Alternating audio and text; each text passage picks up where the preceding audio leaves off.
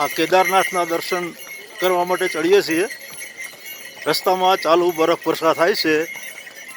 કુદરતી અને દુર્લભ નજારો બરફ વર્ષાનો.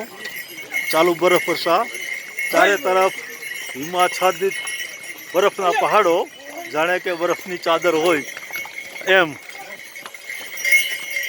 કુદરતે તેની જે કળા છે પ્રકૃતિની એ પૂરેપૂરી ખીલવી દીધી છે. ચારે તરફ બરફ બરફ અને વચમાં કેદારનાથના દર્શને જતા યાત્રિકો. શું મજા છે, શું મજા છે, જિંદગીની શું મજા છે.